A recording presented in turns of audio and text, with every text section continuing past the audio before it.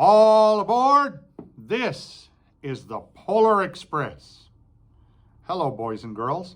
My name is Alan Bordelon, and I'm coming to you from the virtual Polar Express train room here in Holy Cross of San Antonio. My good friend, the Polar Express conductor, and I are here to share a wonderful story with you today. The Polar Express, a great story written and illustrated by Chris Van Allsburg. This is a great story about the magic of Christmas and the wonder of believing and the joy of trains. After we share the story, you're going to get to actually see the Polar Express train running on a special train layout I built just for you. So let's get started with the Polar Express by Chris Van Allsburg. On Christmas Eve, many years ago, I lay quietly in my bed. I did not rustle the sheets. I breathed slowly and silently. I was listening for a sound a friend had told me I'd never hear. The ringing bells of Santa's sleigh. There is no Santa, my friend had insisted, but I knew he was wrong. Late that night, I did hear sounds, though not of ringing bells. From outside came the sounds of hissing steam and squeaking metal. I looked through my window and saw a train standing perfectly still in front of my house.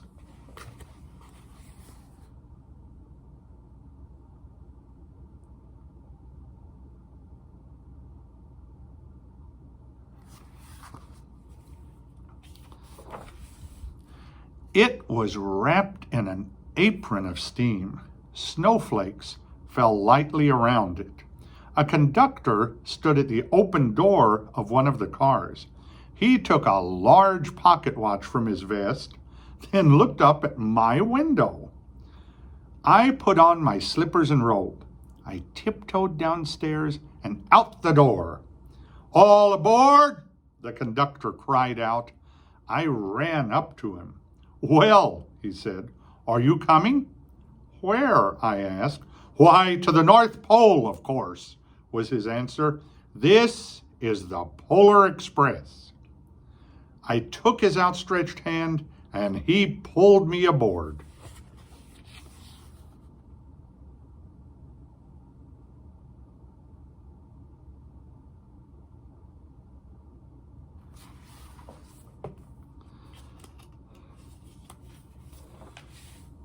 The train was filled with other children, all in their pajamas and nightgowns. We sang Christmas carols and ate candies with nougat centers as white as snow. We drank hot cocoa as thick and rich as melted chocolate bars. Outside, the lights of towns and villages flickered in the distance as the Polar Express raced northward.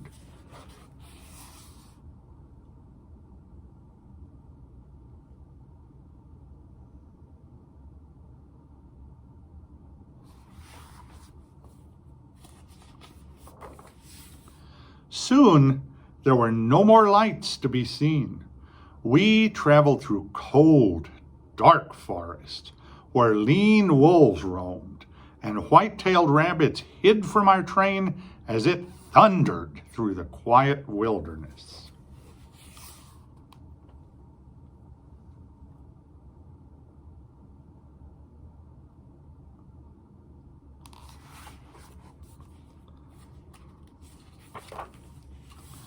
We climbed mountains so high, it seemed as if we would scrape the moon. But the Polar Express never slowed down. Faster and faster we ran along, rolling over peaks and through valleys like a car on a roller coaster.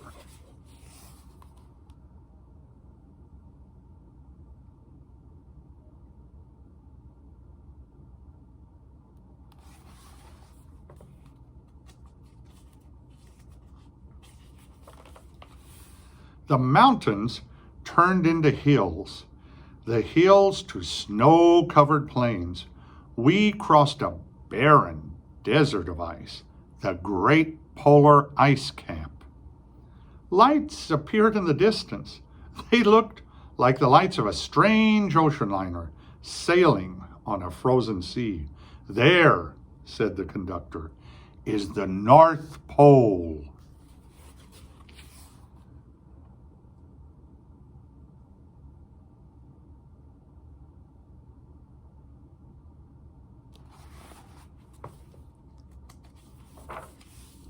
The North Pole.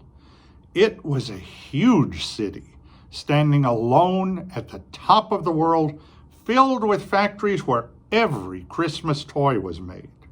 At first, we saw no elves. They are gathering at the center of the city, the conductor told us. That is where Santa will give the first gift of Christmas. Who receives the first gift? We all asked. The conductor answered, he will choose one of you.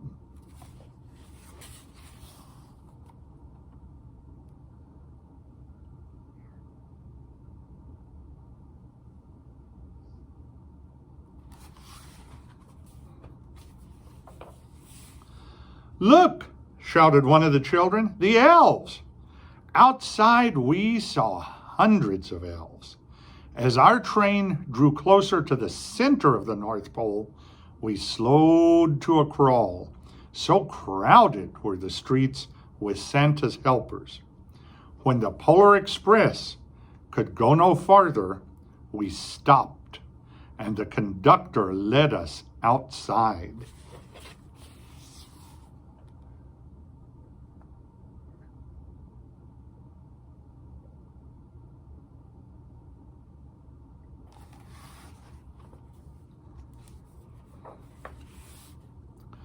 We pressed through the crowd to the edge of a large open circle.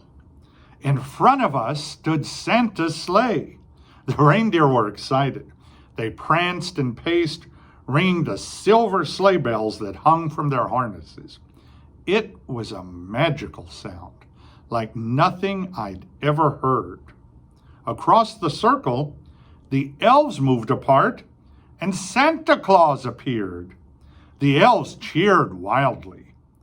He marched over to us and, pointing to me, said, let's have this fellow here. He jumped into his sleigh. The conductor handed me up. I sat on Santa's knee, and he asked, now, what would you like for Christmas?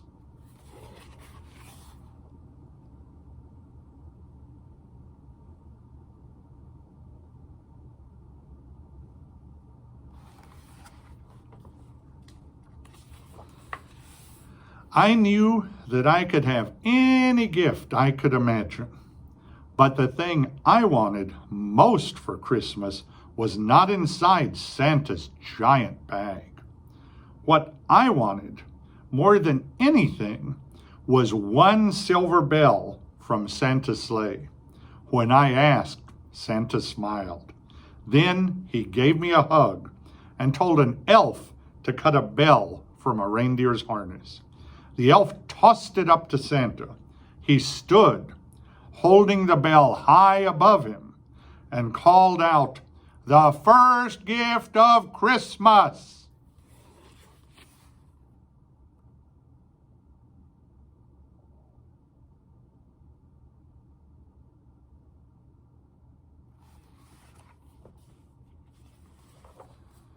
A clock struck midnight as the elves roared their approval. Santa handed the bell to me, and I put it in my bathrobe pocket. The conductor helped me down from the sleigh. Santa shouted out the reindeers' names and cracked his whip.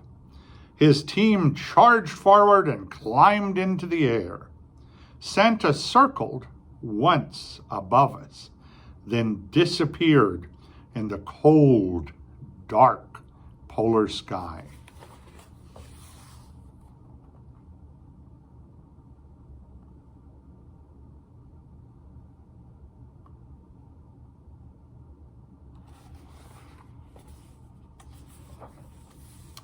As soon as we were back inside the Polar Express, the other children asked to see the bell. I reached into my pocket, but the only thing I felt was a hole. I had lost the silver bell from Santa Claus's sleigh. "Let's hurry outside and look for it," one of the children said. But the train gave a sudden lurch and started moving. We were on our way home.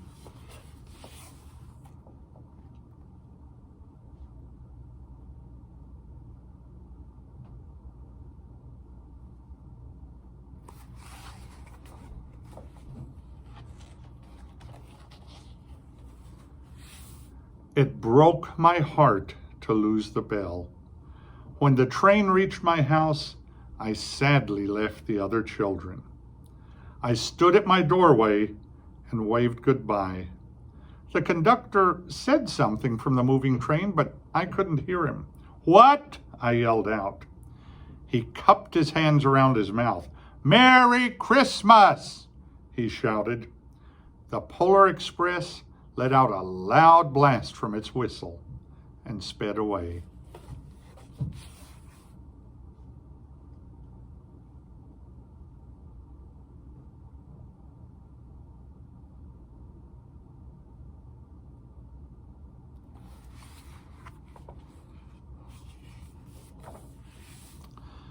On Christmas morning, my little sister Sarah and I opened our presents. When it looked as if everything had been opened, Sarah found one last small box behind the tree. It had my name on it. Inside was the silver bell. There was a note. "Found this on the seat of my sleigh. Fix that hole in your pocket. Signed, Mr. C." I shook the bell. It made the most beautiful sound my sister and I had ever heard. But my mother said, "Aw, that's too bad." "Yes," said my father, "it's broken." When I'd shaken the bell, my parents had not heard a sound.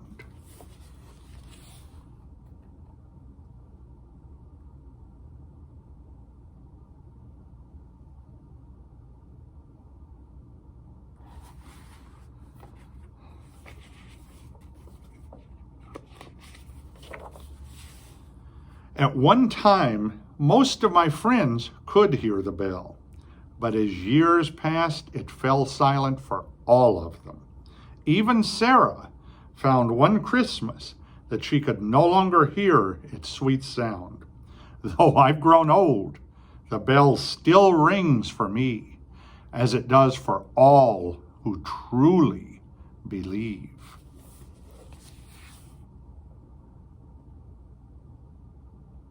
So do you truly believe? Are you a true believer? Can you hear the bell? If you can hear the bell, you're a true believer.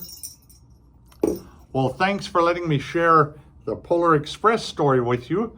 And now we're going to watch the trains run. And on the train layout, you're going to see things not only that were mentioned in the book, but for those of you that may have seen the Polar Express movie, you'll even see some things on the train layout that are from the movie as well. So let's watch those trains. All aboard! This is the Polar Express!